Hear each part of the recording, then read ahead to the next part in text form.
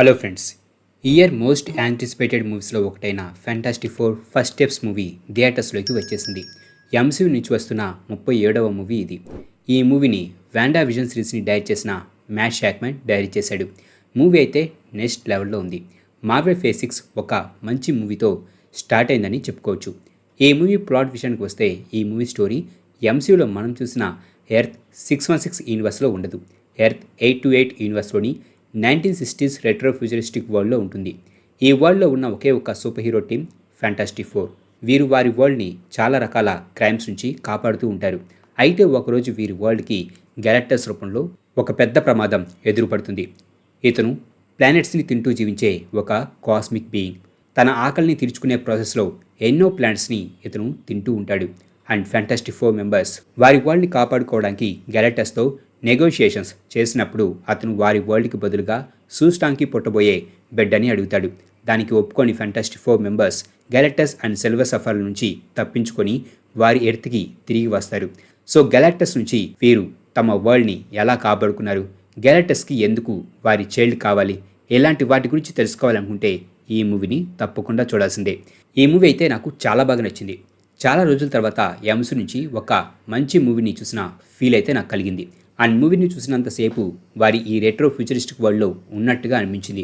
ఈ మూవీలో fantastic Four members అయిన రీడ్ రిచర్స్గా పెడ్రో పాస్కల్, సూ స్టామ్గా Vanessa కబ్బీ, Johnny స్టామ్గా Joseph కిన్ and థింగ్గా ఈబాన్ mass బెకరెక్లు చాలా బాగా నటించారు. మూవీలో వీరి మధ్య ఉండే కెమిస్ట్రీ, ఫ్యామిలీ ఎమోషన్స్ చాలా బాగున్నాయి. ముఖ్యంగా రీడ్ రిచర్స్ అండ్ సూ స్టాంగ్ మధ్య ఉండే సీన్స్. మూవీ రన్ టైం వచ్చేసి 1 hour 55 minutes.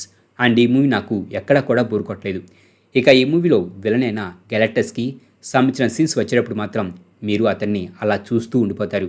గ్యాలక్టస్ని కామిక్ వేలో చాలా బాగా చూపించారు. ఈ క్యారెక్టర్లో రాల్ఫ్ ఇన్నసెంట్ నటించాడు. అండ్ గ్యాలక్టస్గా అతని వాయిస్ అయితే సూపర్. అలాగే మూవీలోని సిల్వర్ సఫర్ క్యారెక్టర్ కూడా చాలా బాగుంది. ఈ క్యారెక్టర్లో జూలియా గార్నర్ నటించింది. ఈ మూవీలో సిల్వర్ సఫర్ ఫ్యాంటాస్టిక్ ఫోర్ మెంబర్స్ని చేస్ చేసే సీన్ ఒకటి ఉంటుంది. ఆ సీన్ అయితే నెక్స్ట్ లెవెల్. ఈ మూవీలో మనకు Fantastic Four, Galactus and Silver సఫర్ల ఆరిజిన్ స్టోరీని చూపించరు, కానీ వారు ఎలా చేంజ్ అయ్యారనేది మాత్రం చెబుతారు.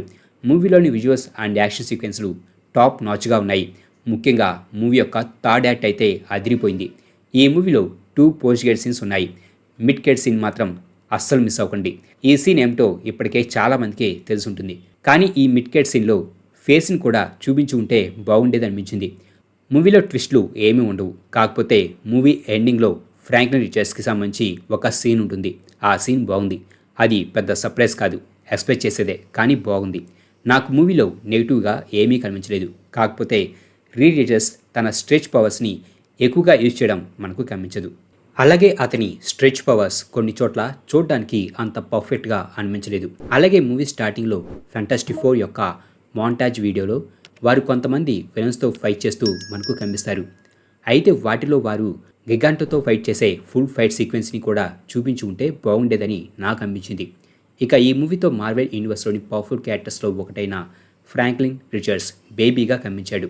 ఎంసీయూ ఫ్యూచర్లో ఇతని రోల్ ఎలా ఉండబోతుందో చూడడానికి చాలా వెయిట్ చేస్తున్నాను. నాకైతే ఈ మూవీ చాలా బాగా నచ్చింది. మరి ఈ మూవీ ఎలా ఉందని మీరు అనుకుంటున్నారో కింద కామెంట్ బాక్స్లో రాయండి.